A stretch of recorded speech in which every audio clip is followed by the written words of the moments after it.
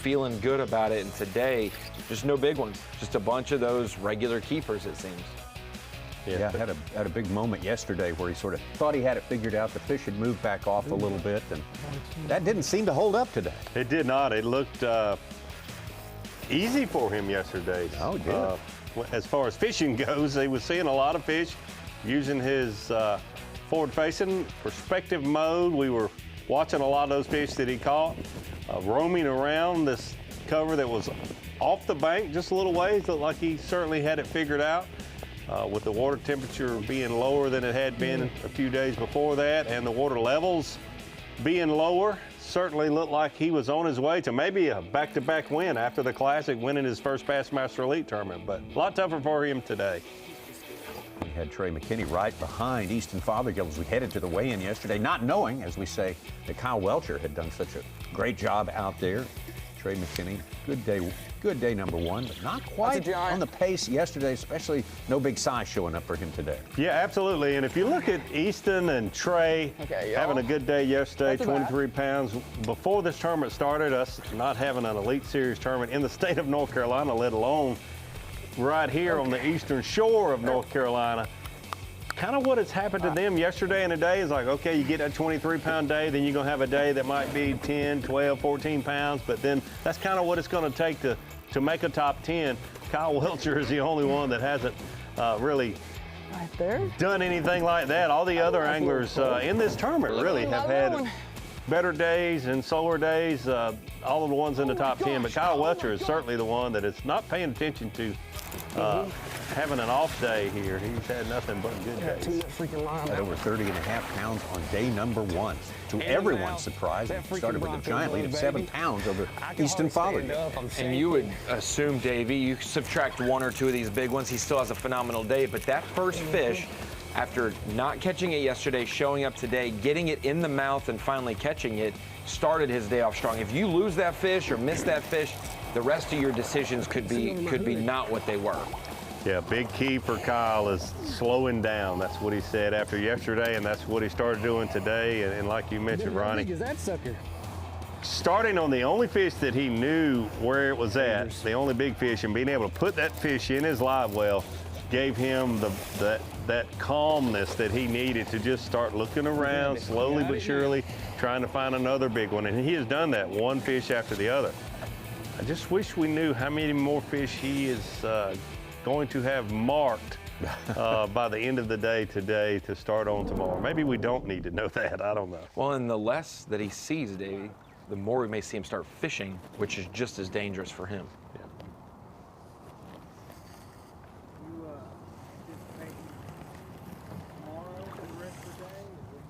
Yeah, that's kind of what I'm doing right now. I mean, if I see one that I think's really big, I'll probably catch it. But it's kind of hard to tell the difference in a 4 and a 6. It's not super easy because they're around so much cover. It ain't like they're out in the open. You get a really good look at them. You really don't get that good of a look at them at all, to be honest with you. So basically, planning for tomorrow for sure.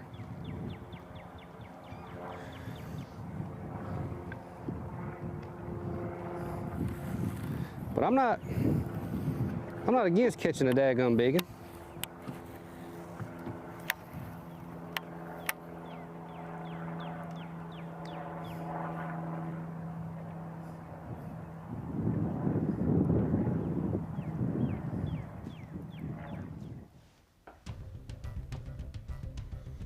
Not against catching a daggum big one. That might be the quote of the day.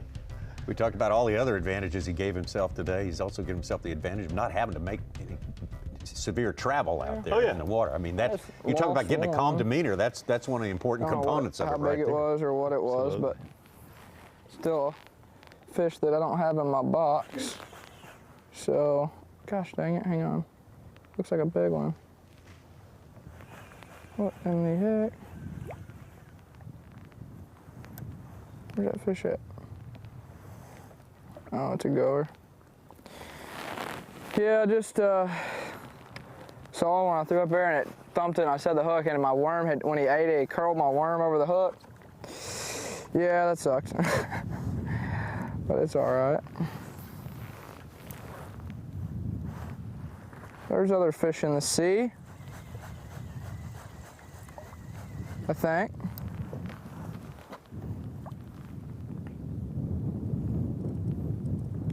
It's probably the hardest fish I've ever had to see, by far.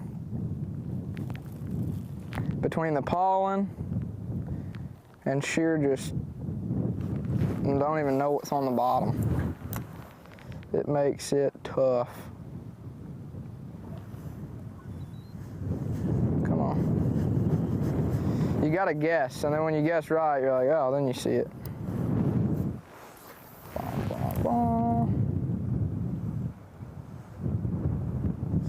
I'm just doing this. I think I can catch my biggest fish like this. So we're gonna find out.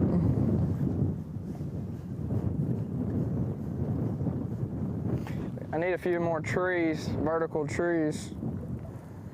Because if I could see 3 or 4 more on a tree, I should catch one, I would think.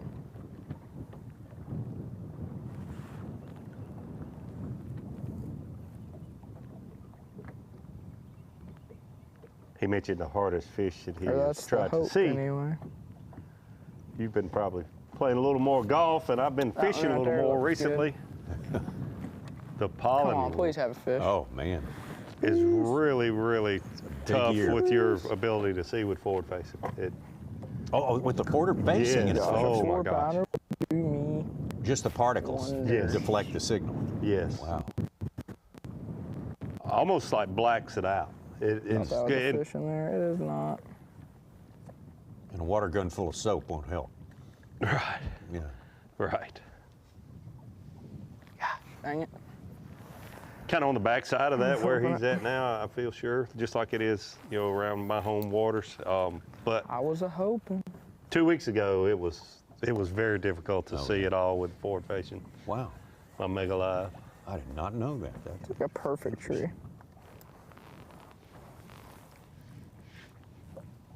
The trees they sit on, it can't be like vertical. Like it has to be like this. It's the weirdest thing ever. I haven't seen any on stumps. Nothing. Just trees that are sideways. It's kind of weird. Kind of weird. I figured they'd be loaded on these stumps. Practice, I pulled out here, I fished stumps for literally an hour of the 3 hours I had of practice and never had a bite. I was like, golly. So then I come up here and started flipping, and then I went, don't, don't. I must have caught them all yesterday.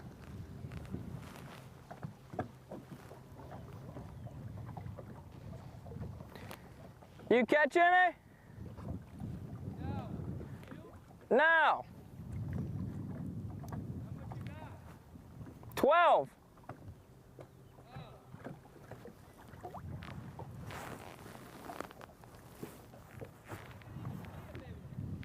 I haven't hit. Actually, hey, see that lay down right there?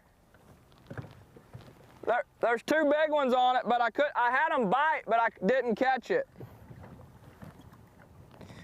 That's what they've done to me all day. They just hit it, not eat it.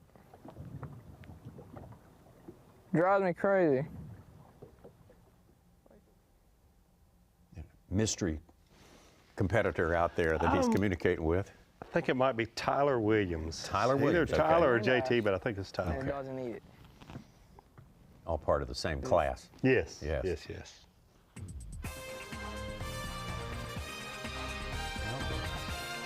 Take an opportunity here to look at some more of the standings, the important standings for the year. Or maybe we'll wait for later. It's so fun to listen to Trey. It wasn't biting. I said, golly, all of a sudden, donk. Woo, Woo. Yeah, uh-huh. There it is, Progressive Elite Series Angler of the Year points. David Gaston on top there with 259 points, just a shade ahead of Bill Lowen.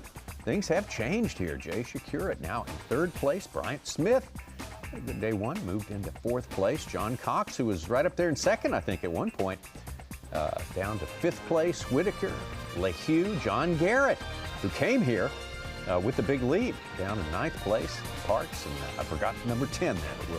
But we'll get that for you. I got to learn to count faster.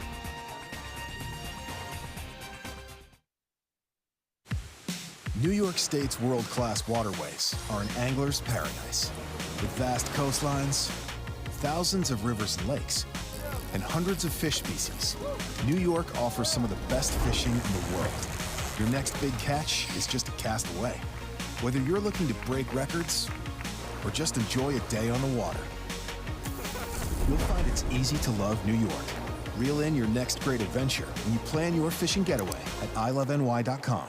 Yamamoto baits transform the world of fishing with groundbreaking innovations like the twin-tail hula grub and the legendary Yamamoto Senko. Now, essential in every angler's tackle box, our commitment to crafting the highest quality